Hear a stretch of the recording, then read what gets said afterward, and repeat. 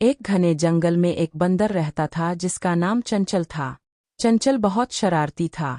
वो दिन भर दरख्तों पर छलांगे लगाता, जानवरों को तंग करता और दूसरों की चीजें चरा कर भाग जाता।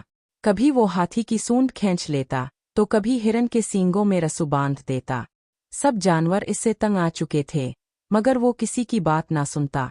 इसे अपनी शरारतों पर बड़ा फख्र था। एक दिन जंगल में बादशाह शेर की सालगिरह थी। सब जानवर दावत में मसरूफ थे। चंचल ने मौका देखकर केक में मिर्चें छुपा दे और जूस में नमक मिला दिया। जैसे ही जानवरों ने खाने की कोशिश की, सब चीखने लगे। शेर बहुत गुस्से में आ गया। चंचल हंसते हंसते दरख्त पर चढ़ गया, लेकिन इसका पांव फिसल गया और वो नीचे आ गिरा। इसे चोट भी लगी और शर्मिंदगी भी हुई।